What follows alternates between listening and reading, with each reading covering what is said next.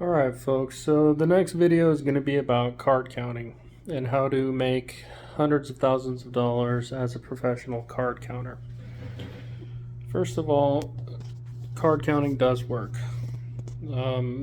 It's all about mathematics. You count the 3s, 2s, 4s, 5s, and 6s that come out of the deck, and you count the 10s, jacks, queens, and kings that come out of the deck. And you count the aces separately. The 7s, 8s, and 9s you do not count. So why does this work? Because of the way the rules of blackjack are structured, when there's more 10s, it's favorable to the player because the dealer has to hit on up to 16. So when the deck is positive, if the dealer draws to 12, 13, 14, 15, 16, when there's a lot of face cards, they're going to go over. If you have a 12 through 16, you have the option of staying put. You don't have to hit. You can hit if you want. You don't have to. And knowing how many cards are left and what they generally are is a massive advantage. It helps you in double down hands. It helps you in getting blackjacks. You're more likely to get a blackjack when the deck is 10 rich. You're more likely to double down and get a good card when the deck is 10 rich. So what you want to do is you want to raise your bet when the deck is positive, and you keep your bet minimum when it's negative. Now here's the thing. We're not living in the 60s and 70s anymore. I've been banned from about 20 casinos and asked not to play blackjack there anymore. They get onto you pretty quickly. They look for people who are winning. They look for people who are altering their bet sizes. They look for people who appear focused. And they watch you, and they got a decent grasp of what's going on. If your first bet is a $15 bet, the table minimum, and then a few minutes later you're betting 2 spots, 200 on each, and then when the deck goes back to the beginning, when they reshuffle, in other words, you're betting $15 a hand again, they're going to be like, okay, what's going on here? They're going to call the eye in the sky, who, when they generally have someone up there who is able to count cards, they're going to start watching you, and they're going to recognize the pattern, and they're going to be like, your action is no longer welcome. Now, the good news is you can probably get away with a couple thousand before that happens. The bad news is they're not going to let you get away with it forever. And the other good news, actually, is that there's hundreds of casinos that you can do it at. There's casinos all over the United States. There's casinos in Vegas. There's Indian casinos everywhere. There's even casinos international that have double deck. Now, you're going to want to do double deck blackjack, not single deck. Single deck only pays 6 to 5. There's very few single deck tables that pay 3 to 2 on a blackjack, and that is where you're going to get that's where the edge comes from, is getting the 3 to 2. If you're hitting 6 to 5 on a blackjack, it's just the house edge is much, much higher. It's like 2.7%, whereas on a double deck game that's 3 to 2, it's like 0.3%. I think the most favorable rules. And then when you're counting, you can easily turn that into your favor. So yeah, what else can I say about card counting?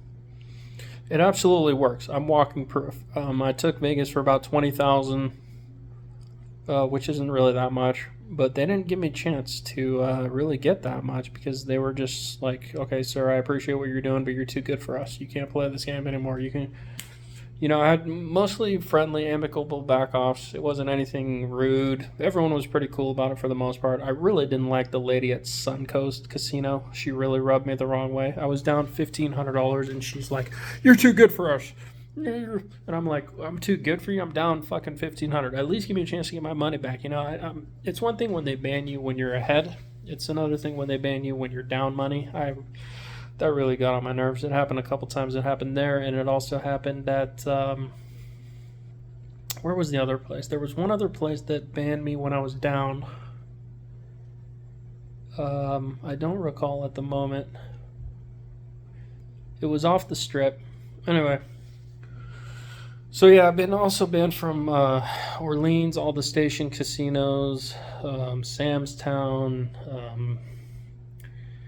where a bunch of them. You know, Red Rock, Boulder Station, Sunset Station, Palace Station, Santa Fe Station, Green Valley Ranch, a bunch of others. They just told me no more action.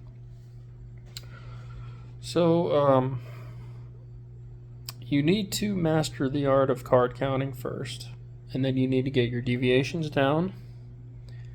And once you have your bet spread, your bankroll management, your deviations down, and you have all that stuff locked up and ready to go, then you can start making money doing this. But if I had any words of advice to somebody who was starting out, I would say don't use too aggressive of a bet spread. Don't go from 15 to 2 spots of 300, because they don't like that, especially on the double deck. They're not going to let you last very long.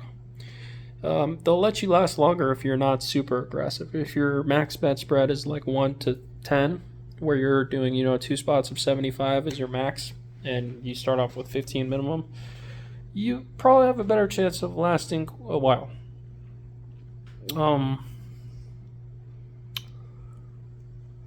So in a nutshell, that is blackjack card counting. A lot of people think it's not worthwhile to learn, or it's a myth. Believe me, it absolutely works. You just gotta get the count down and get your bet spread down and your deviations down. And what I mean by deviations is there's blackjack basic strategy, right? Well, blackjack basic strategy changes as the count changes. For example, if you're just going by basic strategy without counting, you never hit a 12 against a 6. Now, if the deck is -2 or better, true count of -2 or better, you're going to hit that at 12 against a 6 every time, because your chances of winning differ, because there's less 10s in there, so you have a better chance of hitting something that's not a 10 and improving your hand.